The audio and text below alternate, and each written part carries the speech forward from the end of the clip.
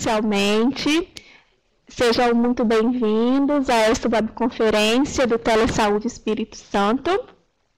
Para quem não me conhece ainda, eu acho que muitos de vocês já me conhecem, mas para quem ainda não me conhece, eu vou me apresentar novamente. Eu sou Karina Tonini, sou professora do Departamento de Medicina Social aqui da Universidade Federal do Espírito Santo e estou como coordenadora do Teleeducação do Telesaúde Espírito Santo. O Teleeducação, para quem também não conhece ainda, é um serviço prestado pelo Telesaúde Espírito Santo que tem como objetivo capacitar os profissionais de saúde da atenção básica, da atenção primária à saúde, por meio de webconferências, por cursos à distância, materiais educativos, entre outros. Então, eu gostaria de agradecer, primeiramente, a participação de vocês, dizer que é muito importante essa participação, para vocês continuarem sempre conosco, porque o Telesaúde e o Teleeducação, ele é feito para vocês. Se vocês tiverem alguma demanda de algum tema que vocês gostariam que fosse trabalhado aqui no Teleeducação, por gentileza, enviem para a gente aqui pelo chat hoje, ou também vocês podem enviar pelo próprio site, lá no nosso site, telesaude.ifes.edu.br, aqui ele está escrito no lado inferior aqui da tela, da apresentação. Lá dentro vocês conseguem fazer essa sugestão de um tema. Nós temos um link, sugira um tema aqui, e vocês podem também fazer essa sugestão por lá. Lembrando que essa aula, essa apresentação, ela será gravada, então daqui a alguns poucos dias vocês podem também acessar a aula pelo site também. Então divulguem essa informação para outros colegas que não puderam estar presentes conosco hoje. Lá nós temos um link de todos os vídeos que foram gravados no Telesaúde Espírito Santo. E estão classificados por área de atuação. Tá certo? Outra coisa muito importante que vocês não podem esquecer, que eu já vi que alguns de vocês já colocaram aqui no quadrinho, na caixa aqui ao lado direito inferior da tela, são as informações de vocês. Então, informações completas, nome, município, a categoria profissional, então eu preciso saber a categoria profissional de vocês e a unidade de saúde em que vocês atuam. Eu sei que muitos de vocês estão em um ponto só, mas com várias pessoas assistindo. Então, é importante que vocês deem essas informações de cada pessoa, tá? O nome de cada um, a categoria profissional de cada um, tá certo? Nós temos outro canal de comunicação, também que vocês já sabem, mas não custa repetir, que são as teleconsultorias. Então, vocês podem tirar as dúvidas por lá também, tá? Os profissionais que são cadastrados no nosso programa.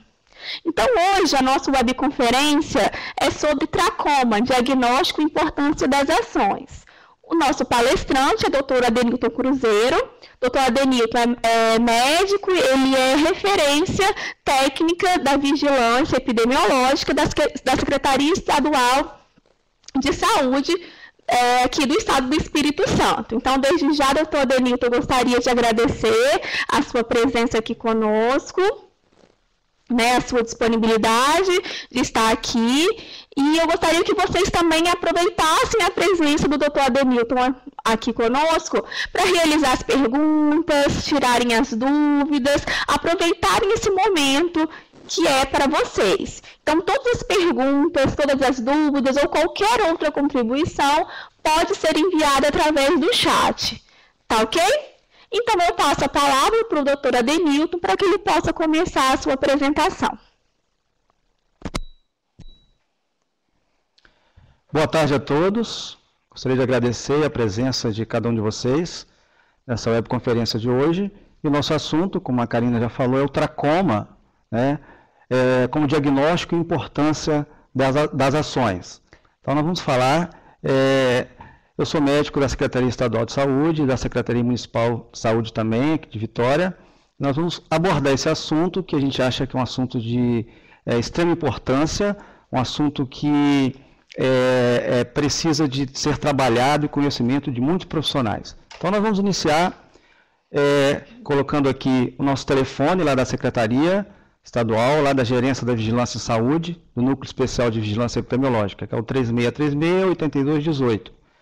Bom, então, nós vamos começar a falar sobre o que é o tracoma, né? A definição deste agravo, né? Hoje eu estou na referência técnica, né, deste agravo, e por definição, o tracoma ele é uma ceratoconjuntivite crônica recidivante. Ou seja, é uma conjuntivite que ela vem, ela se repete, ela melhora, cura, volta novamente. Então, essas recidivas, essas indas e vindas, né, da doença, né, que ela vai se cronificando, é que vai formar essa conjuntivite que vai evoluir para o tracoma, como nós vamos ver posteriormente. Então, essa ceratoconjuntivite, ela é causada por uma bactéria chamada Chlamydia trachomatis, daí o nome tracoma, né? Então, para a gente entender um pouquinho melhor, a gente precisa voltar lá na história da doença, né? Então, a palavra tracoma, do grego, significa trachomas, né? Ou seja, é algo rugoso, áspero ou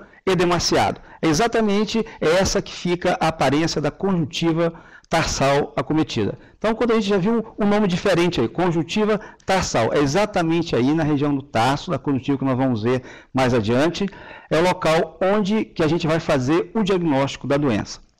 Bom, a gente mostra aqui nessa tela que já em diferentes civilizações, em momentos históricos distintos, a gente vê a evolução da doença. Então, a gente pode ver aqui que na China, desde o século 27 a.C., na Suméria, no século 21 a.C., no Egito, no século 19, Grécia, século V, Roma, século I, já descrevia uma doença com característica do tracoma e a cegueira provocada por ele. Então, já se observava isso já há muitos anos atrás. E foi na segunda metade do século XIX e início do século XX que ele foi amplamente disseminado em todo o mundo. Foi nesse período. E no século XX já tem relatos que ele começou a desaparecer, né? A gente pode observar onde? Europa, América do Norte e Japão. Em países, né, onde as melhorias das condições, a melhoria das condições de vida e a industrialização com melhora do desenvolvimento econômico, a doença começa a sumir. Já com esse simples dado, com essa pequena informação, a gente percebe que o tracoma é uma doença que ocorre basicamente em países em desenvolvimento ou países subdesenvolvidos, onde a pobreza, né, ela representa uma grande parte dessa população. Então, como a gente percebe nesses países aí, com essa melhoria, ela já começa a não existir mais. E no nosso país, aqui no Brasil, foi exatamente no século XVIII, no período colonial, que começou a ter os primeiros casos de tracoma, como vocês podem observar ali, lá na região do Nordeste, no Cariri, no Ceará. Foi exatamente com a imigração cigana de Portugal. Os ciganos, vindo de Portugal, com tracoma, trouxe a doença para cá.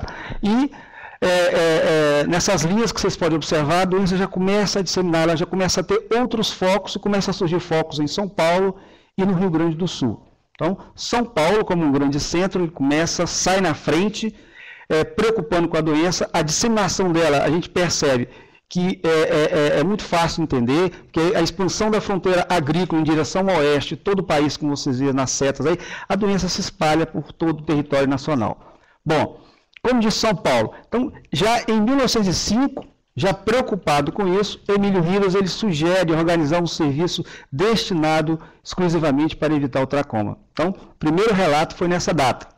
Né? Não a nível de Brasil, a nível nacional, mas especificamente em São Paulo, onde a primeira campanha contra o tracoma foi lá no ano seguinte, 1906, onde vocês podem observar aí pela chamada, pelo cartaz, já se fala, evite o tracoma, lavando com sabão em água corrente as mãos e o rosto. Então, isso não mudou ainda. Tá? E naquela época houve a criação de algum serviço de profilaxia junto ao serviço sanitário lá do estado de São Paulo. O que acontece? Né? Como em todo lugar, começou-se a proibir a entrada de imigrantes aqui, né, pelo Porto de Santos. Só que isso durou pouco tempo. A pressão dos fazendeiros, né, de café, devido à mão de obra, eles fizeram essa pressão e não conseguiu segurar isso por muito tempo. Então, desde o início, os imigrantes vieram e o tracoma começou a disseminar, espalhar aí pelo país. Com isso, o programa de tracoma na esfera nacional, Brasil, ele sofreu uma desestruturação muito grande, né? Uma desestruturação progressiva, ocorrendo uma baixa no quadro de recursos financeiros, recursos humanos, não tinha gente, não tinha dinheiro, apesar da doença continuar a existir. E cada vez mais acometendo populações mais carentes, né, pessoas desassistidas de todo o país, inclusive em áreas urbanas. Né? Então, como está aí o título, o mito da erradicação. O mito da erradicação ele teve outros reflexos ainda, como durante as últimas décadas, no século passado, o diagnóstico do tracoma ele deixou de ser realizado basicamente por falta de capacitação dos médicos, inclusive de oftalmologista, como está no manual do tracoma de 2014 do Ministério da Saúde. Né? E devido à falta de contato com pacientes com tracoma ou ao desconhecimento no diagnóstico. Então, por não existir, a doença não tinha muitos casos, os profissionais não foram capacitados, não sabiam fazer, não conseguiam fazer o diagnóstico. Então, ele foi cada vez mais aumentando.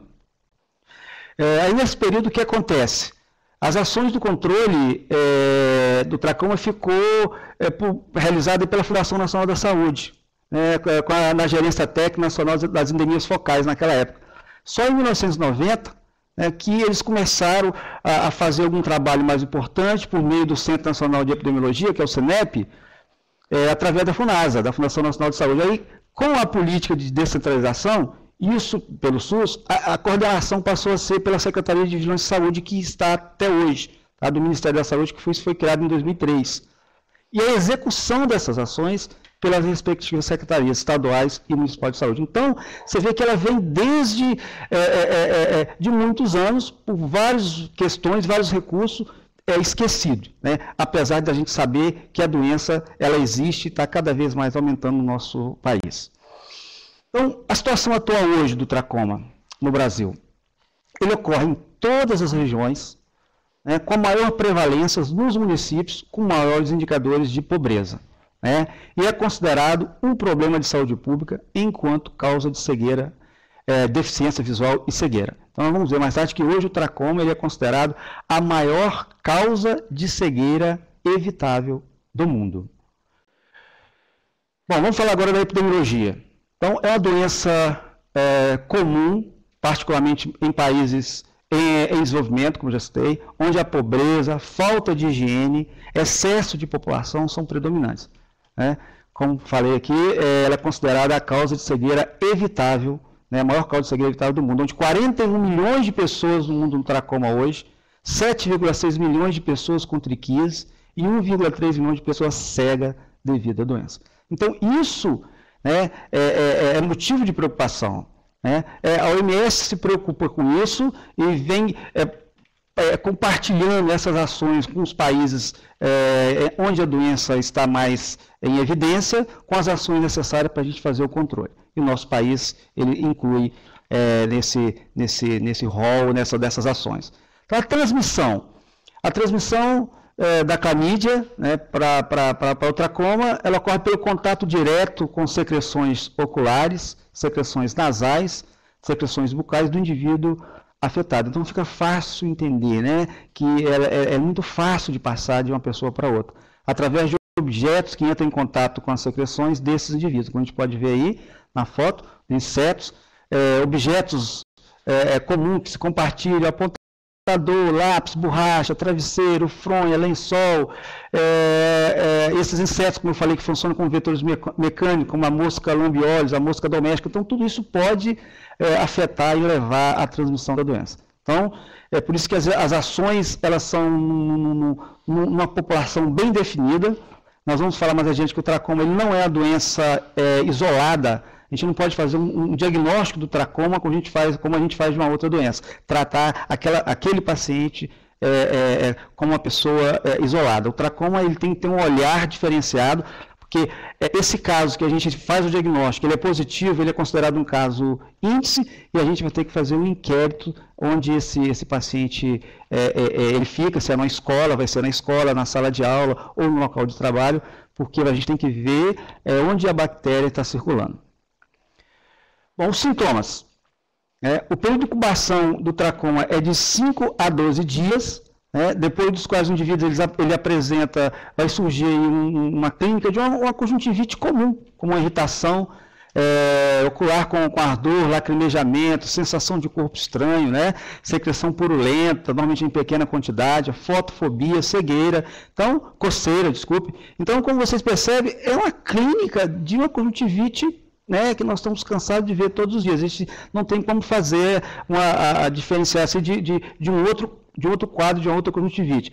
E é importante a gente frisar que nós podemos ter a doença e o paciente não ter nenhum sintomas. Agora, quando tem esse sintoma, e isso vem, aquela história de repetição, a gente tem que pensar a possibilidade de ser tracoma. Bom, continuando. O caso suspeito. Quando temos uma história dessa conjuntivite prolongada, ou sintomatologia ocular de longa duração, como eu citei ali anteriormente, com ardor, prurido, sensação de corpo estranho, a fotofobia, lacrimejamento e secreção ocular. Então, essa é a descrição de um caso suspeito de tracoma. Lembrando bem que nós podemos ter, às vezes, não ter essa sintomatologia, mas ter uma conjuntivite associada e ter uma secreção aumentada. Eu posso ter uma conjuntivite sem tracoma, eu posso ter um tracoma sem uma conjuntivite.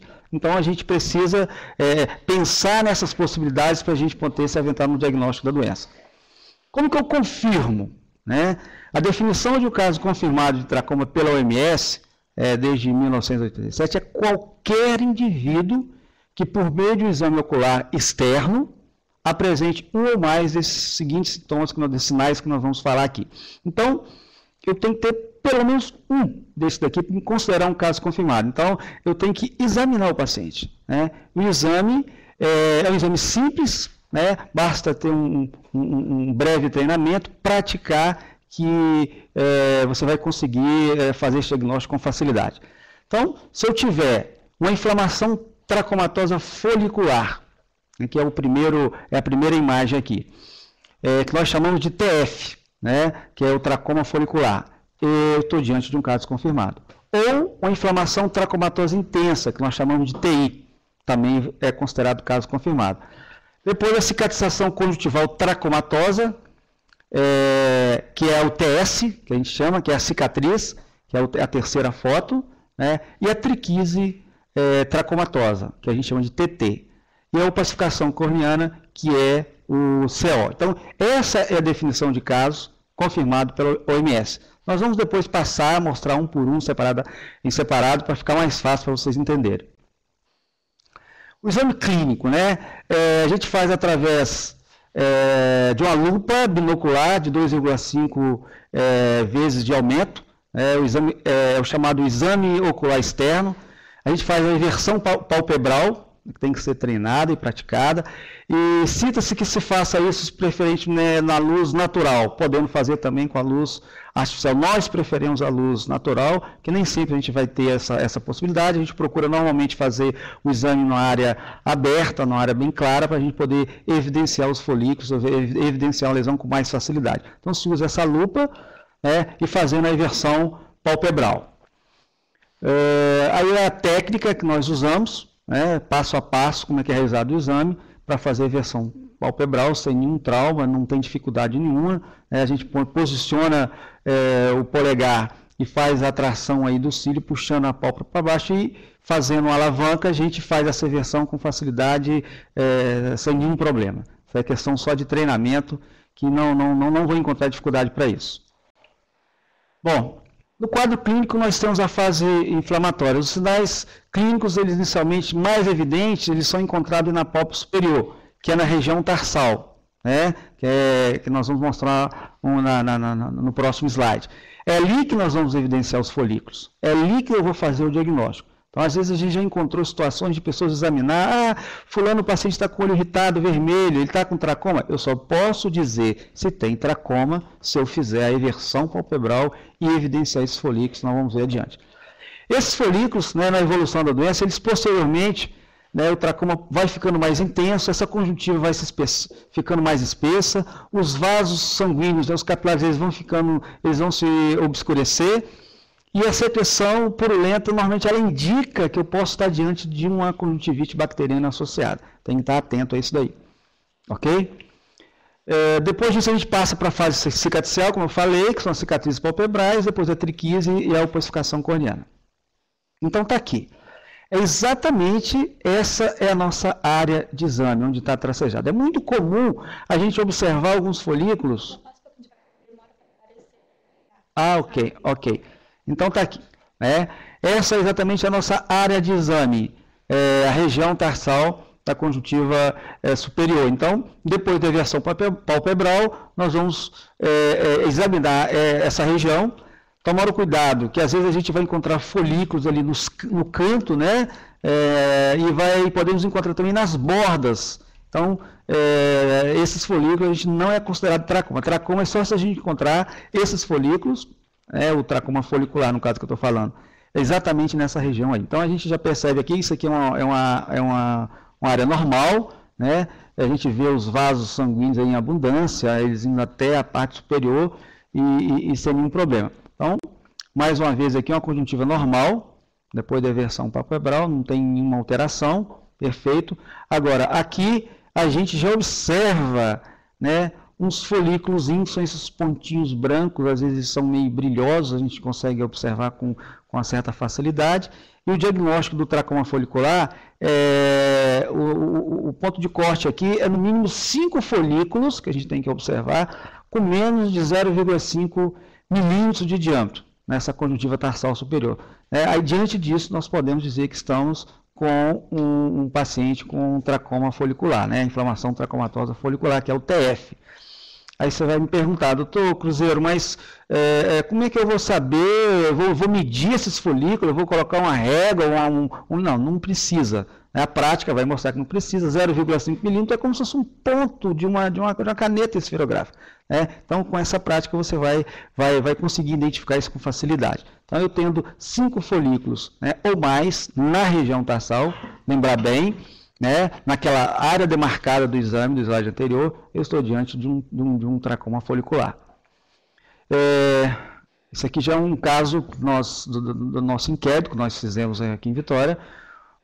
Pode observar, no centro não está dando para ver bem, né? Aqui a gente está vendo mais as laterais, mas no centro tem bastante folículo, caracterizando realmente aí uma inflamação tracomatosa folicular. Outro caso, né, que já está dando para ver melhor um pouquinho, né, na região central, a gente conta esses folículos com muita facilidade. Identifica aí que é um TF, né, um tracoma folicular. Bom, aqui, agora nós temos aqui uma conjuntiva bastante espessada, a gente já não observa o globo ocular, como a gente via no anterior, a gente já não vê muito bem os vasos, os capilares, mais de 50% dos vasos tarsais aqui profundos, eles estão obscurecidos, a gente não vê. Então, esse edema intenso, a presença dos folículos, né, a ausência forte aqui desses vasos, já nos mostra que nós estamos diante de um caso de TI, a inflamação tracomatosa intensa. Quadro clínico fácil também de fazer o diagnóstico. Tá?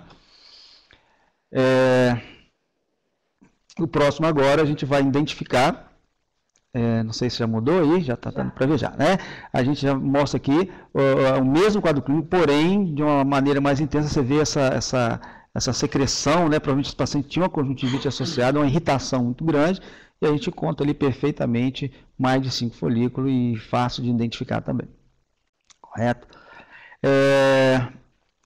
Bom, isso aqui vocês vão encontrar bastante. Né? Quando everter a pálpebra, você não vai ver folículo, não vai ver edema, vocês vão ver uma cicatriz, essa linha branca, né? Que está aí na transparência, aí a gente vê na parte inferior aqui, vê lá no centro, vê por dentro. Então, essa cicatriz é a cicatrização conjuntival tracomatosa, né? É o TS que nós chamamos. Isso provavelmente foi uma infecção pela clamídia que desenvolveu, fez os folículos, passou por aquela fase e curou espontaneamente, cicatrizou. Né? E essa cicatriz, às vezes o paciente não sente, ele tem ela para a vida inteira, ele nunca sentiu nada, nunca reparou que teve isso, e quando você faz a inversão, você percebe que tem essa cicatriz, é muito fácil de observar. Vê que não tem muito edema, não tem, mas está ali a presença da cicatriz. Também vou encontrar nos exames de vocês. Aqui é um outro caso, um caso que nós observamos no nosso inquérito aqui, evidencia bem a cicatriz ali, dá para ver facilmente, né, a conjuntiva, a região tarsal dele, e não tinha nenhuma clínica, não relatava nada essa criança aqui. Bom, agora nós estamos diante de uma triquise tracomatosa, que é o TT. É ter pelo menos um cílio, né? A triquise é o quê? É o cílio tocando no globo ocular. Né? Então, quando eu tenho pelo menos um cílio tocando, né, o globo ocular, ou evidência de depilação, esse cílio tocando ali, esse traumatismo que se vem junto com a infecção, essa repetição que vai lesar a córnea, vai levar a opacificação, e se não se tratar, vai evoluir para uma cegueira, certo? Então, triquise é isso aí. Aí, mais um caso, a gente vê muitos cílios tocando aí no globo ocular, e esse traumatismo pode evoluir, né, levando aí a lesão para a fase mais adiantada da doença. É outra imagem importante, tá? Já aqui, já a opacificação da córnea. Essa opacificação corneana, ela também obscurece, né, a margem pupilar, você pode ver que dá para identificar com facilidade. Aí, ó, bem já num estágio bem adiantado, a gente percebe também a triquise, o cílio tocando ali, provavelmente esse paciente foi evoluindo, não se tratou, e foi tendo infecção em cima de infecção, né, recidivante, cronificou e chegou nesse estágio que está aí. E pode chegar até a cegueira. Né? Então, é interessante, eu já conversei, às vezes, capacitando aí alguns profissionais, alguns colegas médicos, já falou, Cruzeiro, eu acho que talvez eu possa não ter feito o diagnóstico de tracoma, eu possa já ter tido na vida alguém que ficou cego por tracoma e nem fiquei sabendo. Isso é muito comum. Né? Vários profissionais médicos, vários colegas já tiveram casos de conjuntivite que vem, que volta, que trata, que não melhora e volta, e por não ter tido esse treinamento, nós não tivemos tracoma nos bancos, né, ensinado nos bancos da faculdade, é uma doença que como mostrei anteriormente, né, foi considerada quase que erradicada, e a gente vê pelos trabalhos aí, o Ministério mostrando que ela vem avançando cada vez mais, e a gente tem que se preparar. Né, se preparar para poder evitar esses índices que estão nos mostrando aí do quadro do tracoma. Bom, vamos então ao tratamento. O objetivo desse tratamento é, obviamente, a cura dessa infecção. E em nível populacional, o objetivo principal é interromper a cadeia de transmissão da doença. Obviamente, diminuir a circulação aí da bactéria, da clamídia, né, na comunidade. Com isso vai levar à redução dessas reinfecções e da gravidade dos casos. Esse é o principal objetivo do tratamento. Bom, nós usamos para o tracoma a azitromicina, né, que é preconizado para o tratamento em pessoas de qualquer sexo, né, e que tenha um quadro de tracoma ativo. O que nós chamamos de tracoma ativo? Tracoma ativo é o TF, que é o tracoma folicular, ou o TI, que é o tracoma inflamatório, né, intenso. A gente usa 20 mg por quilo em dose única. Se vocês observarem, normalmente a azitromicina ela é usada na maioria das patologias, 10 mg. Aqui a gente fala que no tracoma a dose é dobrada, é 20 mg por quilo em dose única. Tá? E o Ministério ele manda, né, distribui para a gente a azitromicina em comprimido de 500 mg, e manda também de 600 mg aí os frascos da suspensão. E deverão receber tratamento aí com a azitromicina pessoas com tracoma ativo, como eu falei, de qualquer sexo, a partir de 6 meses de idade. Tá? Então, isso aí vai ter que também usar do bom senso em algumas situações, né? Casos particularizados em cada região, em cada unidade que você tiver. Então, como eu falei, a dose única, a dose máxima aí é de 1000 mg, 1 grama de azitromicina, e é importante a gente observar que ela deve ser ministrada no mínimo 1 hora antes das refeições ou 2 horas após, para a absorção ser melhor. Né? Alguns pontos que a gente tem que chamar a atenção.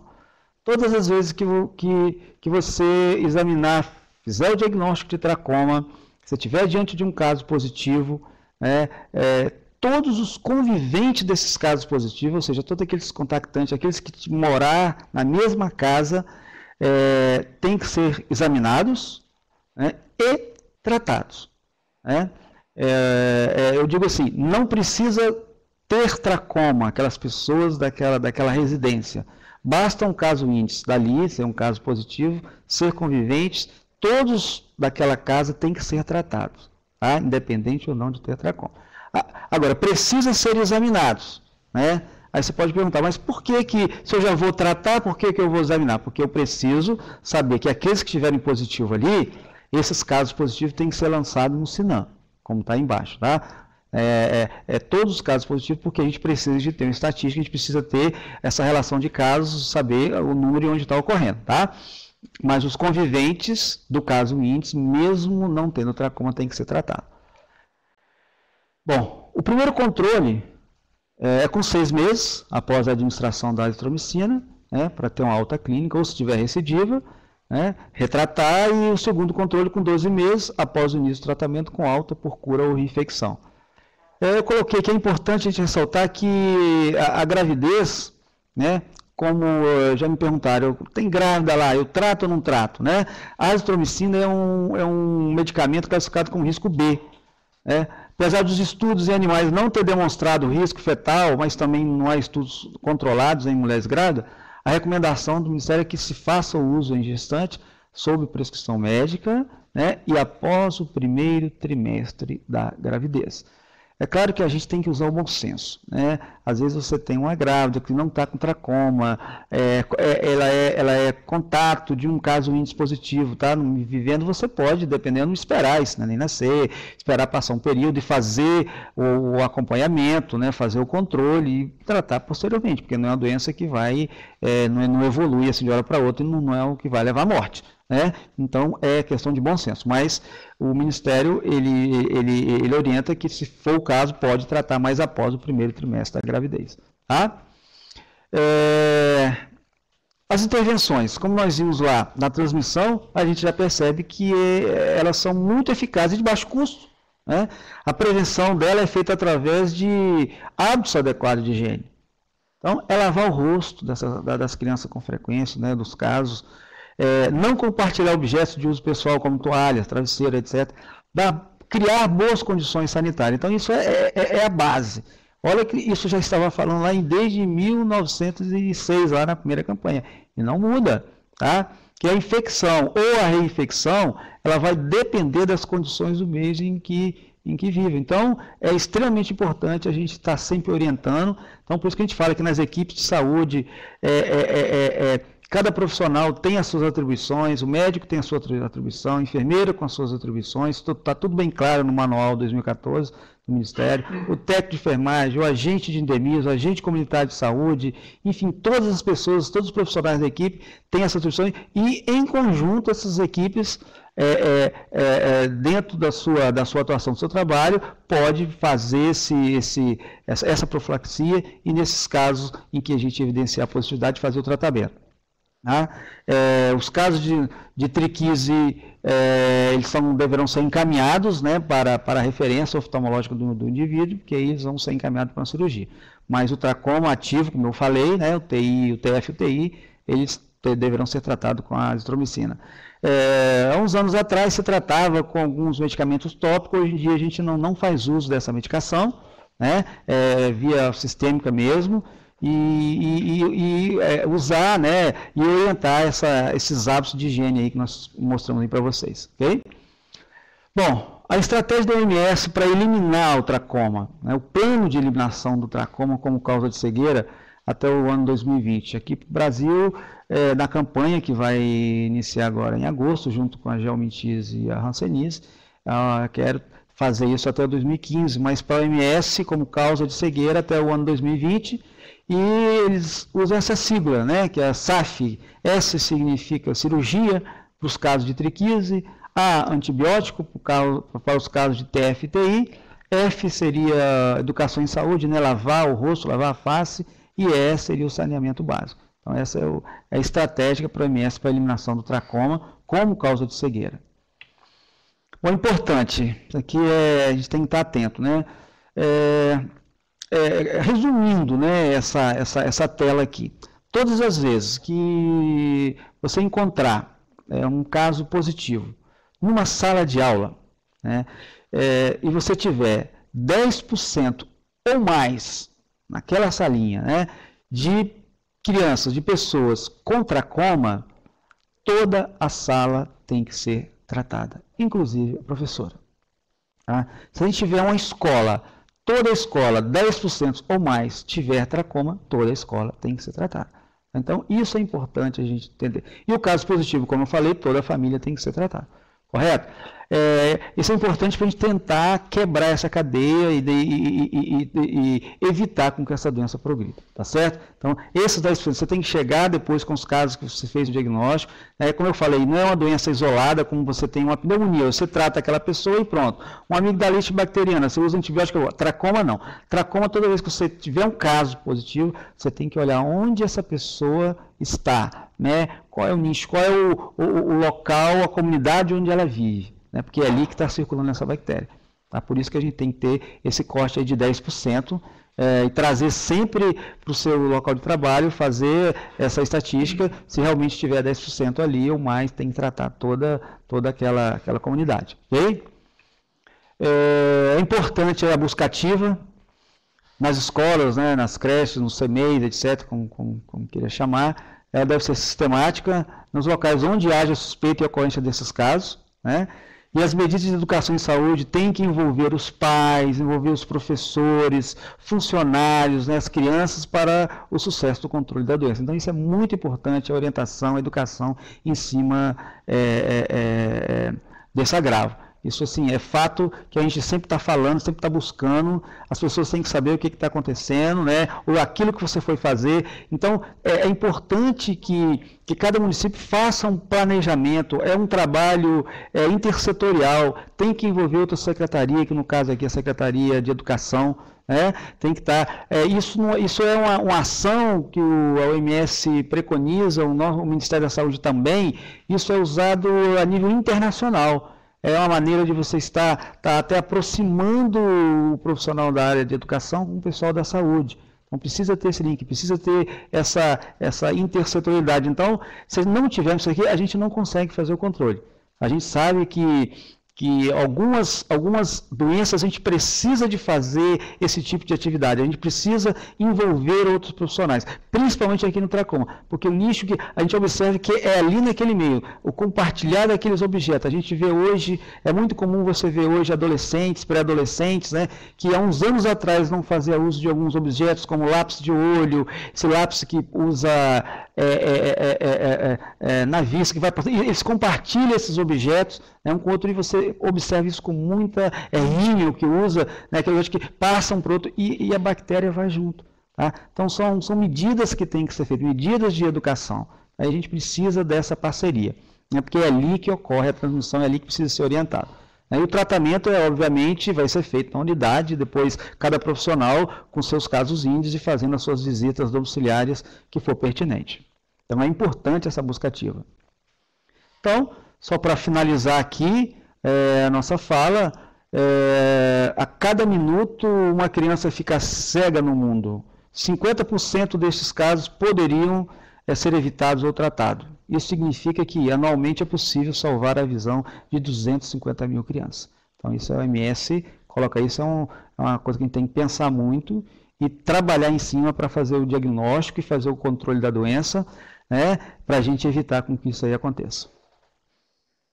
Ok? A gente fica agora à disposição de alguma pergunta, alguém queira fazer, tirar algumas dúvidas. Ok, muito bom, doutora Denilton. Vamos então, gente, aproveitar esse momento para tirar as dúvidas. A doutora Cruzeiro está aqui disponível para responder alguma pergunta. E nós tivemos uma pergunta aqui do Clay. Do Clay SF. Ele pergunta que ele recebeu a informação de que só há casos de tracoma em áreas endêmicas, não ocorrendo casos isolados. Essa correta informação? Lembrando, doutor Adenilton, que o seu colega de trabalho, o Josimar Vieira, ele também está aqui presente, aqui conosco, né? Também está fomentando aqui o debate, ele já respondeu que isso que vocês estão desmistificando, né, essa coisa de que o tracoma só ocorre em áreas endêmicas. Então, eu gostaria que você falasse mais um pouquinho sobre isso. Sim, o tracoma ele pode existir em qualquer região do nosso país, tá? Nosso é um país em desenvolvimento, em qualquer local. É claro que você vai encontrar aí naqueles bolsões mais onde você tem uma aglomeração de pessoas, como eu falei, né? Aqueles bolsões maior da província, você vai encontrar em maior quantidade. Nós já encontramos em todos os locais. Inclusive, eu vou citar para vocês, às vezes quando a gente vai fazer uma capacitação de profissionais da saúde, onde está lá médico, enfermeiros, técnico de enfermagem, a gente faz um treinamento e vai fazer a versão palpebral para explicar como é que faz. A gente já encontrou tracoma. Já encontramos tracoma em coordenadora de escola, funcionário que estava lá, eu quero fazer o exame também. A gente vai fazer, nós já encontramos. Já foi encontrado, inclusive, nosso secretário de saúde de um município em que quis fazer o exame, quando foi ver, estava com tracoma. Então, o tracoma ele pode existir em qualquer região do nosso país, qualquer pessoa pode ter. Hoje em dia, o compartilhar de objetos é muito comum, né? Pelo quadro que eu mostrei para vocês. Então, qualquer um de nós estamos sujeitos a ter. Então, é importante a gente estar atento com isso. E não sempre, como eu falei, nem sempre, ter sintomatologia. Ok? Daí a importância de fazer essas ações, de se intensificar essas ações, né, doutor Adenilton? Exatamente, perfeito. Outra pergunta do Clay é sobre como pode ser a atuação do agente comunitário de saúde nas ações de combate ao tracoma.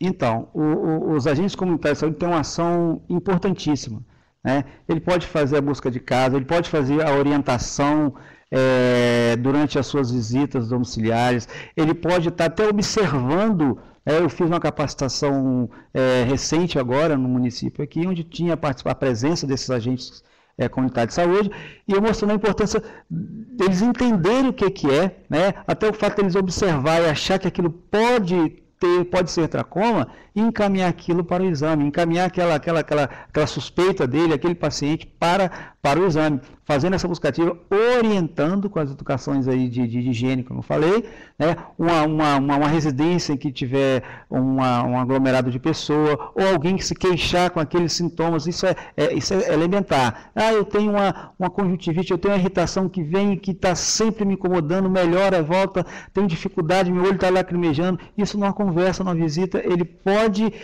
pensar que aquilo pode ser tracoma, né? Esse pensar, esse olhar, né? Esse escutar é extremamente importante. E referenciar esse paciente para o médico poder estar examinando e confirmando se realmente aquilo é um tracoma. Então, a equipe toda tem que estar antenada, né, com relação a esse agravo. Então, nós temos alguns agentes aqui nos assistindo, então vocês também têm um papel aí fundamental no diagnóstico, né, na busca ativa e na prevenção do tracoma.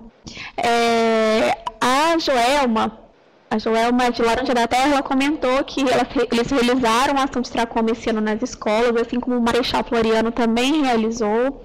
E em Soretama eles encontraram um aumento, né, em relação ao ano passado, e em Marechal uma diminuição. E em Soretama, também a Josimar, eu acho que foi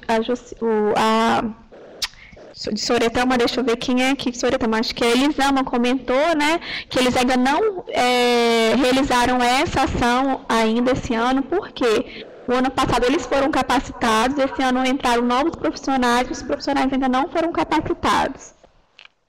Tem alguma forma, doutor Danilo, de vocês realizarem essa capacitação? Como que eles têm que fazer? Então, essa capacitação, vocês teriam que entrar em contato, né, com a gente, até com o telefone que eu deixei no início, ou lá com a Vigilância Epidemiológica, com o Núcleo Especial de Vigilância Epidemiológica, lá da CESA, né, da Secretaria Estadual, com o serviço de tracoma, e está solicitando esse treinamento, essa capacitação, tá, dos profissionais. É importante que a equipe, se puder estar completa, obviamente, mas no mínimo tem que ter um médico e enfermeiro nessa equipe, tá? Porque o médico precisa fazer o diagnóstico, precisa fazer o tratamento e a equipe toda tem que estar envolvida. Não adianta um profissional estar e o restante da equipe não estar preparado, entendendo o que é essa ação. A gente precisa, para ter êxito, a equipe tem que estar falando a mesma linguagem, a equipe tem que estar em sintonia, como eu falei aqui, né, no início, com os profissionais da área de educação, para você ter sucesso. Então, solicita a secretaria, a gente vê a agenda, inclusive agora, recentemente, como eu falei, eu já fui a alguns municípios, eu tive o ano passado, eu acho, ano retrasado, em Rio Novo do Sul, vou agora para Muqui, então eu estou indo de acordo com a agenda dos municípios que ligarem e agendarem conosco, né, e de acordo com a nossa agenda, a possibilidade, a gente vai estar treinando os profissionais para poder estar executando essas ações. Ótimo, então aproveitem, gente, essa oportunidade, o doutor, ele também deixou o telefone, eu acho que ele pode deixar o e-mail também, né, para os municípios que tiverem esse interesse da capacitação. Eu acho que nós temos mais alguma pergunta, pessoal? Vocês podem digitar aqui pelo chat, vamos esperar mais um pouquinho. O e-mail é tracomaes@gmail.com. Tá? Pode falar com a Eliette, que é a coordenadora do programa, ou com o meu nome, Dr. Cruzeiro. Ótimo. O Cleio ainda está digitando, vamos esperar um pouquinho, mas a Joelma lá de Soretama ela também agradece as informações, que lá eles ainda não realizaram esse ano a ação de tracoma.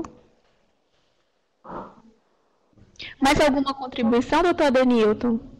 Acho que a gente, para ficar bem tranquilo, tá, com relação a isso daí, porque o tracoma, não se falava em tracoma, né? Como eu disse, assim como o dengue, há uns anos atrás, ninguém sabia como fazer o diagnóstico de dengue, né? Como tem algumas doenças que tinha poucos casos, poucos pacientes, hoje não, hoje a doença está aí, então muitos profissionais aprenderam isso em serviço, assim é o tracoma. A gente vai aprender em serviço, nós vamos capacitar essas equipes. O médico tem que estar atento que a função dele nesse diagnóstico e tratamento, ele vai ter que estar fazendo esse controle e estar junto com a equipe participando dessa ação. E a ação, ela é da unidade de saúde, tem que ficar bem claro, né? A unidade, naquela região onde tem aquelas escolas, como eu falei, que tem que se responsabilizar e não deixar, né, tardiamente para poder fazer esse tipo de diagnóstico e tratamento, porque a bactéria, ela, como disse, ela vem e volta, a gente tem que eliminar a presença dela no meio. Então, esse é o recado que eu quero deixar para vocês.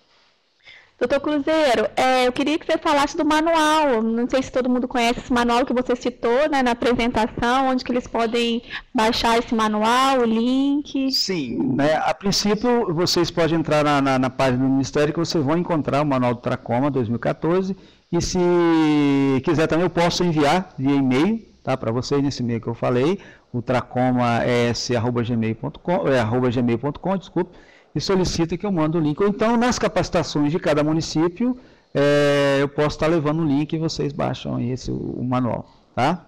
Está bem interessante, está bem completo e está falando, tem tudo isso que eu falei para vocês. Ok. Você pode repetir o e-mail e telefone, doutor Adenilton? O e-mail é tracomaes@gmail.com. Tá? O telefone é o 3636-8218 ou 3636-8220. Ótimo. Então, eu acho que nós vamos encerrando por aqui, né? As pessoas no chat estão agradecendo pela conferência ministrada e realmente foi muito esclarecedora, foi bem objetiva, bem instruída. Eu acho que vocês precisam também divulgar para os demais profissionais que não tiveram presente, né, para que assistam essa webconferência. O Josimar colocou aqui o e-mail e o telefone, né, aqui no chat, então vocês podem anotar. E agradecer novamente, doutor Adenilton, pela disponibilidade de novo, né, ele que entrou em contato conosco, pela necessidade e a importância de se discutir esse tema. daqui a alguns dias ele estará de volta, né, doutor Adenilton? Com certeza, se Deus quiser. Eu que agradeço aí a oportunidade de estar podendo falar, né? Um assunto que eu achei de extrema importância. Claro que não termina aqui, tem muita coisa. Eu creio que vocês vão ter dúvida, tá? E pode mandar e-mail, pode telefonar, tá? E a gente vai estar esclarecendo na medida do possível. A gente sabe que as dúvidas vão surgir e é importante que isso aconteça. Vocês vão ouvir falar muito, o tracoma não existe essa doença, ela ficou erradicada. Mostrei para vocês que não é bem assim, ela existe, está cada vez mais presente no nosso meio e a gente tem que estar atento a isso, ok? Ok, então pessoal, muito obrigada pela participação, muito obrigada mais uma vez, doutor Adenilton. Lembrando que nós teremos, ele virá aqui no dia 4/8, não é isso? Isso, vamos falar. Isso, sobre a leptospirose, é um outro assunto que eu acho assim, muito importante, né? Os profissionais médicos estão tendo uma certa dificuldade de como fazer o diagnóstico da doença, o fechamento de casos, né? Então eu acho que seria importante a participação, para a gente entender, né, de maneira por todas como é que a gente faz esse diagnóstico. Hoje nós tivemos alguns anos aí, o número de óbito por dengue foi quase que igual de leptospirose, uns anos passados, então é a doença que preocupa. Estaremos de volta. Isso aí, então gente, divulguem também para os colegas, para os demais colegas. Lembrando que lá no site nós temos toda a agenda de julho e agosto. Então, dê uma passadinha lá no site, vejam a nossa agenda, os temas, os dias, os horários e não deixem de participar. Semana que vem, dia 15/7, quarta-feira, às 2 horas, nós daremos continuidade às webconferências sobre saúde do adolescente e vamos abordar a vacina para o adolescente, ok? Então, muito obrigada mais uma vez, continuem participando e até a próxima.